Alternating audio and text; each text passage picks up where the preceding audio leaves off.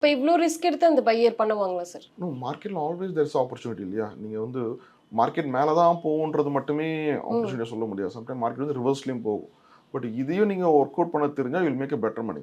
எத்தனை தடவை மார்க்கெட் மேலே போகுதோ அத்தனை தடவை கீழே வரணுன்றது அவசியம் இல்லை. பட் கீழே வருதுன்றது எல்லாருக்கும் தெரியும். ஃபார் எக்ஸாம்பிள் லாஸ்ட் 2 days நீங்கள் மண்டே மார்னிங் ஒரு சேல் பண்ணியிருந்தீங்கன்னா, ஷார்ட் செல்லிங் அடிச்சிருந்தீங்கன்னா இன்னைக்கு நல்ல ப்ராஃபிட்ல இருப்பீங்க. ஏன்னா மார்க்கெட் நேற்றும் ஃபுல்லாக இறங்கியிருக்கு, டியூஸ்டேவும் இன்னைக்கு ஃபுல்லாக இறங்கியிருக்கு. பட் இதே நீங்கள் மண்டே மார்னிங் ஷேரை வாங்கியிருந்தா என்னவா இருக்கும்? திரும்ப ஃபர்தர் டவுன் ஆகி லாஸ் தான் இருந்திருப்பீங்க. அப்போ நீங்கள் ரிவர்ஸில் பண்ணால் தான் யூ வில் மேக் மணி. நீங்கள் மார்க்கெட்டில் ஒரு ட்ரேடராக இருக்கீங்கன்னாவே buying and selling both applicable. நீங்கள் இன்வெஸ்டர் தான் நீங்கள் பை பண்ணுங்கன்னு சொல்லுவோம். பட் ட்ரேடர் மைண்ட் செட்டில் இருக்கும்போது buying or selling doesn't matter. You should make a profit.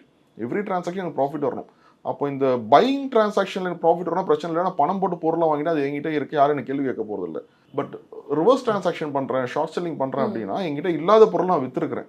அப்போ எனக்கு அட் தி எண்ட் ஆஃப் அந்த கான்ட்ராக்ட் டைமில் வந்து நான் ஜீரோ ஆகி ஸ்கொயர் ஆஃப் பண்ணி காட்டணும். அப்போ ஸ்கொயர் ஆஃப் பண்ணுறது ஒன்று நான் பணத்தை கொடுத்து திருப்பி ஜீரோ பண்ணணும். அப்போ பணம் என்கிட்ட இல்லைன்னா வேற ஒரு பொருளை எடுத்து கொடுத்து இந்தாங்க அதுக்கான இந்த பொருளை வச்சுக்கோங்க சரியா போச்சு அப்படின்னு சொல்லி நான் சேஃபாக இருக்கலாம்.